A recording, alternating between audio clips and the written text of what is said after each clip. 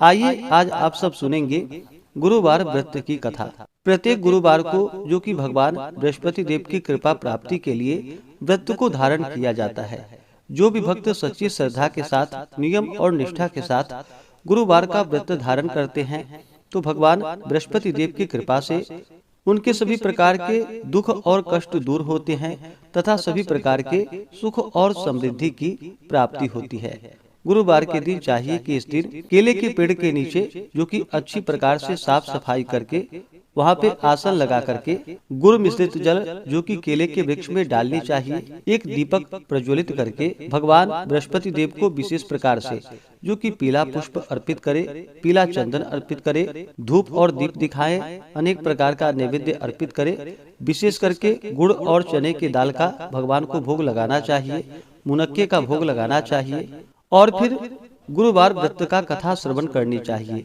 जहाँ पर भी केले का वृक्ष ना हो तो आप भगवान बृहस्पति देव की फोटो या प्रतिमा रख करके उनका पूरे विधि विधान के साथ पूजन करें। भगवान बृहस्पति देव अपने भक्तों के सभी प्रकार के मनोरथों को सिद्ध कर देते हैं। तो आइए सुनते हैं गुरुवार व्रत की कथा। तो बोलिए प्रेम से भगवान बृहस्पति देव की जय, भगवान विष्णु की जय, माता लक्ष्मी की जय। कथा के अनुसार प्राचीन काल में एक बहुत ही निर्धन ब्राह्मण रहता था। उसके कोई संतान ना थी। वह नित्य पूजा पाठ करता। उसकी स्त्री ना स्नान करती और ना ही किसी देवता का पूजन ही करती थी। इस कारण ब्राह्मण देवता जो कि बहुत दुखी रहते थे, अपनी पत्नी को बहुत समझाते किंतु उसका कोई परिणाम ना निकलता। भगवान की कृपा से ब्राह्मण के यहाँ एक कन्या उत्पन्न हुई। कन्या बड़ी होने लगी। प्रातः स्नान करके वह भगवान विष्णु का जप करती, बृहस्पतिवार का व्रत भी करने लगी। पूजा पाठ समाप्त कर जब पाठशाला जाती तो अपने मुट्ठी में जौ भरकर ले जाती थी और पाठशाला के मार्ग में डालती हुई जाती थी। लौटते समय वही जौ जो कि स्वर्ण के हो जाते थे तो उसको बीन कर घर ले आती थी। एक दिन वह बालिका सूप में उन सोने के जौ को फटक कर साफ कर रही थी कि तभी उसकी माँ ने देख लिया और कहा कि हे बेटी, सोने के जौ को फटकने के लिए सोने का सूप भी तो होना चाहिए। दूसरे दिन गुरुवार था। कन्या ने व्रत रखा और भगवान बृहस्पति देव से सोने का सूप देने की उनसे प्रार्थना की और कहा कि हे प्रभु, यदि सच्चे मन से मैंने आपकी पूजा की हो तो मुझे सोने का सूप दे दो। बृहस्पति देव ने उसकी प्रार्थना स्वीकार कर ली और रोजाना की तरह वह कन्या जौ फैलाती हुई पाठशाला चली गई। पाठशाला से लौटकर जब वह जौ बीन रही थी तो बृहस्पति देव की कृपा से उसे सोने का सूप मिला।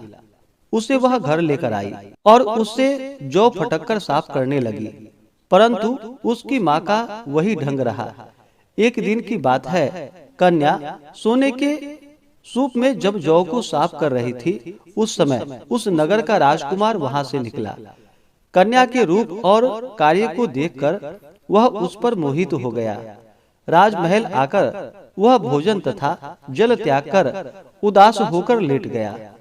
राजा को जब राजकुमार द्वारा अन्न और जल त्यागने का समाचार प्राप्त हुआ तो अपने मंत्रियों के साथ वह अपने पुत्र के पास गया और पूछा कि हे बेटा, तुम्हें किस बात का कष्ट है? किसी ने तुम्हारा अपमान तो नहीं किया अथवा कोई और कारण है? मुझे बतलाओ, मैं वही कार्य करूंगा जिससे तुम्हें प्रसन्नता की प्राप्ति हो सके। अपने पिता की बातें सुनकर राजकुमार बोला कि हे पिताजी, मुझे किसी बात का दुख नहीं है। किसी ने मेरा अपमान भी नहीं किया है, परंतु मैं उस लड़की के साथ विवाह करना चाहता हूँ जो लड़की सोने के सूप में जौ को फटक कर साफ कर रही थी। राजकुमार ने राजा को उस लड़की के घर का पता भी बता दिया। मंत्री राजा के कहने पर उस लड़की के घर गया। मंत्री ने ब्राह्मण के समक्ष राजा की ओर से निवेदन किया और फिर कुछ ही दिनों के बाद ब्राह्मण की कन्या का विवाह राजकुमार के साथ संपन्न हो गया। और फिर क्या था, कन्या के घर से जाते ही ब्राह्मण के घर में पहले की भांति गरीबी का निवास हो गया। एक दिन दुखी होकर ब्राह्मण अपनी पुत्री से मिलने के लिए गया। बेटी ने पिता की अवस्था को देखा और अपनी माँ का हाल पूछा। ब्राह्मण ने सभी हाल कह सुनाया। कन्या ने बहुत सा धन देकर अपने पिता को वहां से विदा कर दिया, लेकिन कुछ ही दिनों के बाद फिर वही हाल हो गया। ब्राह्मण फिर से अपनी कन्या के यहाँ गया और सभी हाल कहा तो पुत्री बोली कि हे पिताजी, आप माताजी को यहाँ लिवा लाओ, मैं उन्हें यह विधि बता दूंगी जिससे कि गरीबी दूर हो जाए। ब्राह्मण देवता अपनी स्त्री को साथ लेकर अपनी पुत्री के पास राजमहल पहुँचे तो पुत्री अपनी माँ को समझाने लगी कि हे माँ, तुम प्रातः काल स्नान आदि करके विष्णु भगवान का पूजन करो और बृहस्पतिवार का व्रत करो तो तुम्हारी सभी दरिद्रताएं दूर हो जाएंगी। परंतु उसकी माँ ने उसकी एक भी बात नहीं मानी। वह प्रातः काल उठते ही अपनी पुत्री के बच्चों का जूठन को खा लेती थी। एक दिन उसकी पुत्री को बहुत गुस्सा आया। उसने अपनी माँ को एक कोठरी में बंद कर दिया और फिर प्रातः उसे स्नान आदि करा करके उससे पूजा पाठ करवाया। तब जाकर के उसकी माँ की बुद्धि ठीक हो गई। इसके बाद नियम से पूजा पाठ करने लगी और प्रत्येक बृहस्पतिवार को व्रत भी करने लगी। और फिर इस व्रत के प्रभाव से मृत्यु के बाद वह स्वर्ग को गई। वह ब्राह्मण भी सुख पूर्वक इस लोक का सुख भोग कर अंत में स्वर्ग को प्राप्त हुआ। बृहस्पति देव सभी कामनाएं पूर्ण करते हैं। जो सद्भावना पूर्वक बृहस्पतिवार का व्रत करते हैं एवं कथा पढ़ते हैं अथवा सुनते हैं और दूसरों को भी सुनाते हैं, बृहस्पति देव उनकी सभी मनोकामनाएं पूर्ण करते हैं और उनकी सदैव रक्षा करते हैं। जो संसार में सद्भावना के साथ गुरुदेव का पूजन एवं व्रत सच्चे हृदय से धारण करते हैं, उनकी सभी कामनाएं वैसे ही पूर्ण होती हैं जैसी सच्ची भावना से राजा और रानी ने बृहस्पति देव की कथा का गुणगान किया था, तो उनकी सभी इच्छाएं बृहस्पति देव जी ने पूर्ण की। इसलिए सबको कथा सुनने के बाद प्रसाद लेकर जाना चाहिए और हृदय से उनका मनन करते हुए जयकारा बोलना चाहिए। तो बोलिए प्रेम से भगवान बृहस्पति देव की जय, भगवान विष्णु की जय, माता लक्ष्मी की जय, सर्वदेवी देवता की जय। इसी प्रकार से जो भी भक्त सच्ची श्रद्धा के साथ नियम और निष्ठा के साथ गुरुवार का व्रत धारण करते हैं, भगवान बृहस्पति देव का पूजन करते हैं, कथा श्रवण करते हैं, तो भगवान बृहस्पति देव उनकी सभी मनोकामनाएं पूर्ण करते हैं।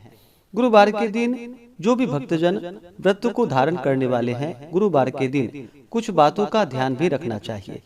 गुरुवार के दिन इस दिन शुद्ध और सात्विकता का पालन करना चाहिए, ब्रह्मचर्य का पालन करना चाहिए। इस दिन बाल, दाढ़ी, नाखून आदि नहीं काटनी चाहिए। इस दिन पूजन में पीले वस्तु का प्रयोग करना चाहिए और भोजन में भी पीले वस्तु का प्रयोग करना चाहिए। इस दिन नमक ग्रहण नहीं करनी चाहिए, बाल, दाढ़ी, नाखून नहीं काटनी चाहिए, साबुन सर्प का प्रयोग इस दिन नहीं करना चाहिए और पूर्ण श्रद्धा भक्ति भाव के साथ भगवान का पूजन, कथा श्रवण, आरती करनी चाहिए। इससे भगवान बृहस्पति देव अति प्रसन्न होते हैं और अपना कृपा प्रदान करते हैं।